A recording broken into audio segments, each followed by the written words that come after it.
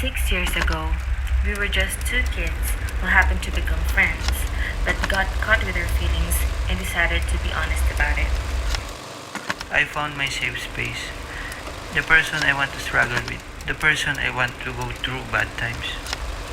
The one I want to marry and love every day, through every bump of the road.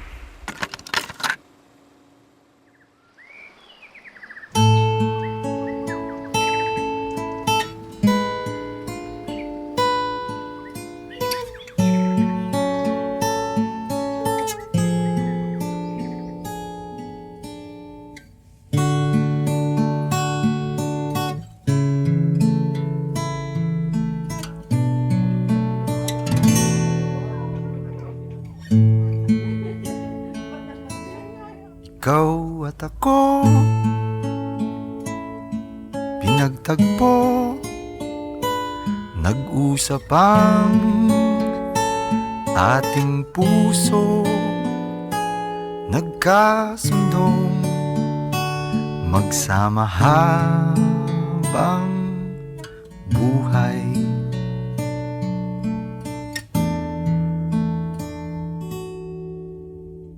Today, you gave me a gift that I never expected to receive, not even from you.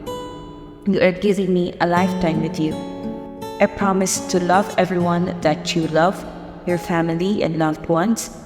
I can't wait to grow old with you and laugh at the most trivial things and fill our days with new adventures we've been eyeing. Sana'y di magmaliw ang pagtingin, kay daling sabihin, kay hirap gawin, sa mundong walang katiyakan. Sabay nating gawin kahapon ng bukas.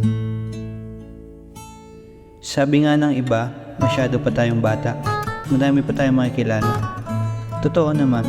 Pero nasa isip ko, why would I risk it if I'm sure I found the one? The one I want to marry and love every day, through every bump of the road.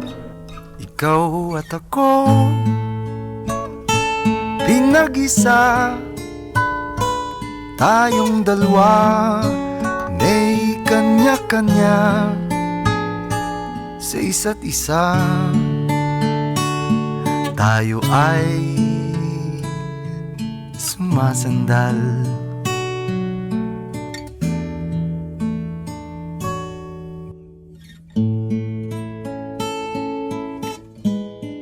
I vow to keep updating our vows as we go, because what's it all about vows can cover a lifetime of growing and changing bigger, and falling more and more in love with you every day, which is what I vow to do for the rest of my life. You are my peace, my rock, my anchor, and I'm so thankful to God that you're the one I end up with. And you're the one Tatay Gasto attending to. When he drew his last breath, you promised Tatay on his deathbed that you would take care of me when he's gone. And it gives me hope. And it gives me so much joy that you never broke that promise. Bawat hangad kayang abutin, sa pangambay di paaalipin. Basta't ikaw, ako, tayo, magpakailanman. Sana samahan kayo ng Panginoon at gabayan ang iyong pagsasama. Lagi niyong tatandaan na nandito lang kami para sa inyo. Sa uno lang yung mahirap. Sa pahirap ng pahirap yan, tandaan nyo, lalo pag nagkanap kayo. Darating sa pagkakataon na magkakameron kayo ng hindi pagkakaunawaan. Pero lagi lang, tandaan nyo, dapat may pagpapakumbaba. Nandito lang kami para sa iyo, sa inyong dalawa. Sana panghawakan niyo lagi ang aral. Salamat po. Egoy and Elisa, samahan nawa kayo sa inyong pagsasama. Wishing you a wonderful journey ahead and a lifetime of love and companionship. Congratulations to Tita Lisa and Tito Egoy.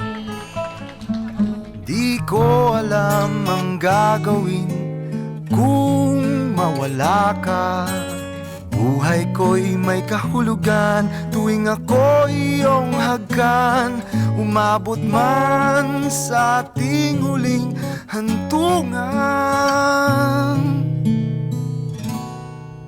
Kapit puso kitang hahayaan,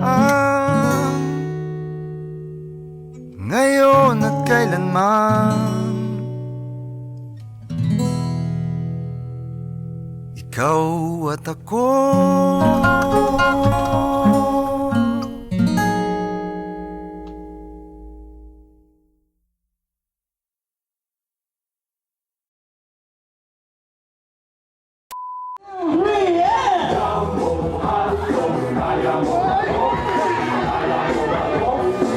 Kaya mo